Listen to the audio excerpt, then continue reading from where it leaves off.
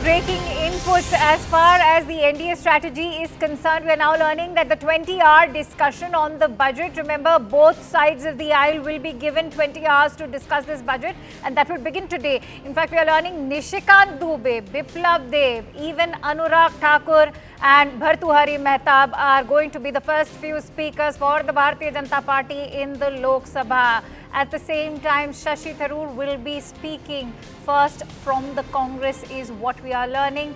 List of very eloquent speakers over there. Let's quickly go across to Payal Mehta, who will be breaking down the details for us.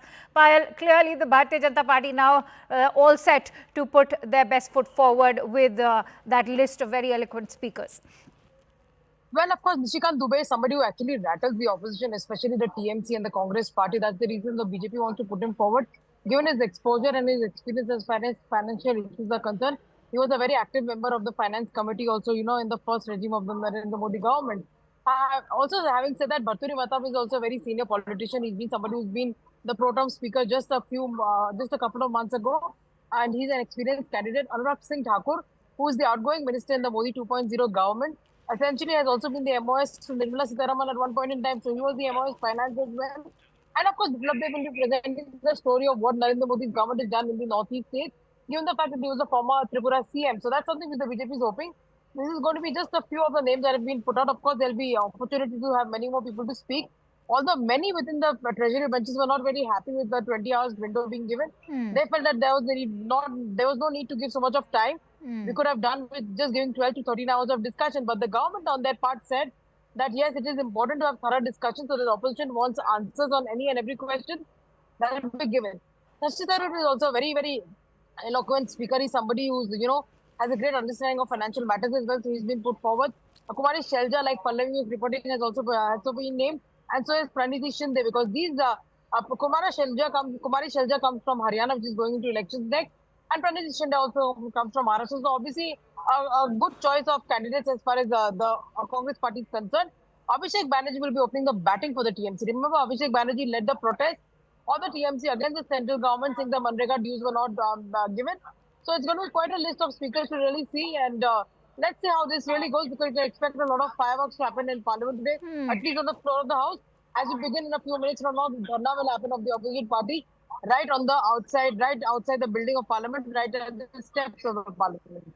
All right, let me bring in Pallavi. Pallavi, considering we will see a Shashi Tharoor now launching the attack coming from the India Opposition Alliance. But having said that, there's a bit of a paradoxical nature to the entire attack we've seen. On one hand, they're saying that this is a copy-paste budget, one that is heavily borrowed from the Congress manifesto. On the other hand, they're calling it Kursi Bachao. If it is so heavily borrowed from the Congress manifesto, why attack it?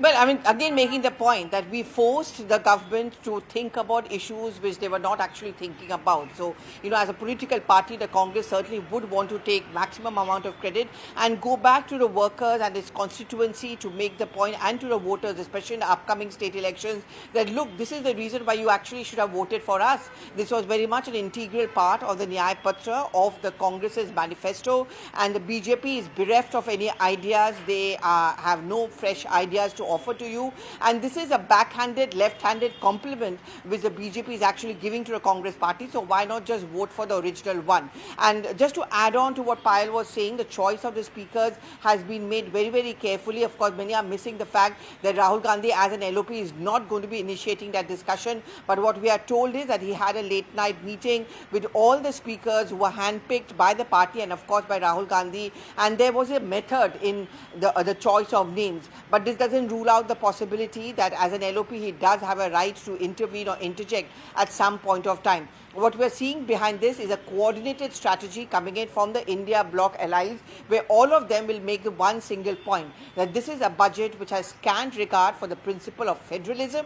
It is center heavy, and the BJP is picking and choosing who they want to give the money to, and there is no accountability. And that explains why, barring Mamata Banerjee, others from the India bloc have decided to skip the Niti Aayog. Mamata Banerjee has so far, she's likely to arrive later today.